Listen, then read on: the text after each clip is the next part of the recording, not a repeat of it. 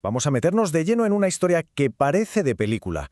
La historia de una fortuna de casi 1.000 millones de dólares que está, literalmente, enterrada bajo montañas de basura. Todo empezó por un error tontísimo, un disco duro que acabó en el contenedor y que dio pie a una de las búsquedas del tesoro más desesperadas de la historia de las criptomonedas. Para que nos hagamos una idea, empecemos con esto. Este comentario de un usuario de Reddit lo clava. Resume a la perfección la ironía tan trágica de la historia del protagonista. Es que, imaginemos por un momento tener una fortuna que te cambia la vida, pero que lo único que se puede hacer es verla desde la barrera, sin poder tocarla. Y aquí está la cifra, la protagonista de toda esta locura, 950 millones de dólares. Ese es el valor que tendría hoy lo que se perdió. Para ponerlo en perspectiva, es más que el presupuesto anual de muchas ciudades pequeñas. Y todo eso está en algún punto de un vertedero en Gales. ¡Increíble! Vale, vamos a ver cómo se llega a esto. ¿Cómo es posible tirar a la basura una fortuna así? Y sobre todo, ¿qué hace falta para intentar recuperarla? Esta es la crónica de un error que se ha alargado ya más de una década. Y lo más fuerte es que todo empezó con algo que nos podría haber pasado a cualquiera, una limpieza de trastos viejos. Allá por 2013, James Howells, que fue uno de los pioneros en minar Bitcoin, se deshizo de un disco duro que él pensaba que estaba vacío o que ya no servía. El problemón, claro, es que no lo estaba. Contenía las claves privadas de 8.000 Bitcoins. Esta cronología es tremenda porque se puede ver perfectamente cómo la angustia fue creciendo y creciendo. En 2013, cuando lo tiró, el valor era casi cero, pero a medida que el precio del Bitcoin se disparaba, el valor de ese disco duro perdido se convertía en una auténtica salvajada de dinero. Y después de más de 10 años peleando para que le dieran permiso para buscarlo, un tribunal le ha puesto el punto final a su búsqueda. La sentencia es clara, no tiene derecho legal a excavar. Claro, la pregunta que nos hacemos todos es: ¿pero por qué no llama a alguien para que se lo devuelvan y ya está? Pues para entender por qué no se puede llamar a un banco o a un servicio de atención al cliente, tenemos que ver qué es lo que hace que el mundo de las criptos sea tan diferente de la banca de toda la vida. Aquí está el quid de la cuestión. Con un banco normal siempre hay una red de seguridad. Si se pierde la tarjeta o hay un timo, hay una entidad central a la que se puede llamar para intentar revertir la operación. Pero con Bitcoin, la cosa cambia. La red es descentralizada. Las transacciones son para siempre. No hay marcha atrás. Como dice el famoso mantra, eres tu propio banco. Para lo bueno y para lo malo. Es que hay que entender esto bien. El tesoro no es el cacharro, el disco duro en sí. El valor real está en los datos que contiene, las claves criptográficas privadas. Un monedero digital no es como una cartera física que guarda monedas. Lo que guarda son las claves que demuestran que esas monedas son tuyas y solo tuyas. Y esto es clave. No hay un teléfono de he perdido mis Bitcoins. No existe. Perder el acceso a esas claves es, en la práctica, como quemar billetes. El dinero se va para siempre, se queda inaccesible en la blockchain. La autocustodia, como vemos, conlleva una responsabilidad que es inmensa. Pero claro, la historia de House es una de pérdida accidental, por un despiste, y es solo una cara de la moneda. El ecosistema cripto también se enfrenta a otros riesgos gigantescos como los robos y los fraudes a gran escala. Y ojo que esta preocupación no es solo cosa de usuarios individuales, para nada.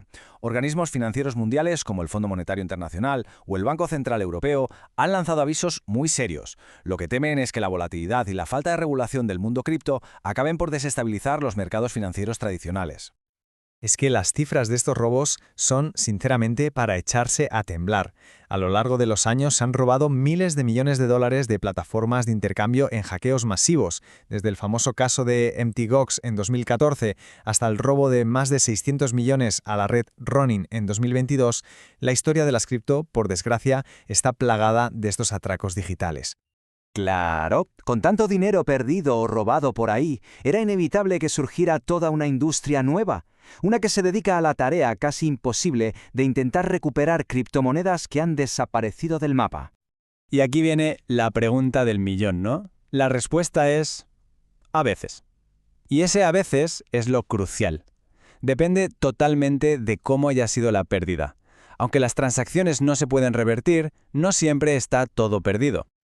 A ver, las empresas serias que se dedican a esto no hacen magia, siguen un proceso muy metódico. Lo primero, los analistas usan la propia blockchain, que es un registro público, para seguirle la pista al dinero. Después, si el problema es una contraseña olvidada o un disco duro dañado, usan programas muy avanzados para intentar recuperarla. Y muy importante, colaboran con abogados y con la policía para intentar congelar y confiscar los activos una vez que han identificado a los ladrones.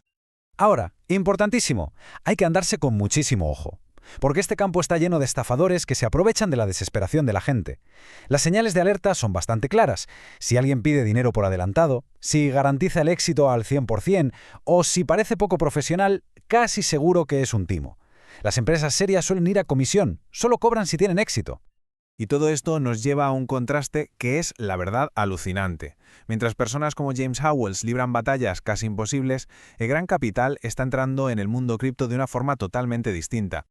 Por un lado, tenemos esto, la cruda realidad de la autocustodia. La lucha física y legal de un hombre, una década entera, intentando literalmente desenterrar su fortuna de un vertedero. Y por el otro, en un universo completamente paralelo, tenemos esta otra visión, la perspectiva corporativa. Aquí, comprar Bitcoin no es un accidente, es una decisión estratégica, de tesorería. Para el CEO de esta empresa, Stripe, comprar $162 millones en Bitcoin es un momento definitorio, una señal de que el activo está madurando y de que puede crear valor a largo plazo.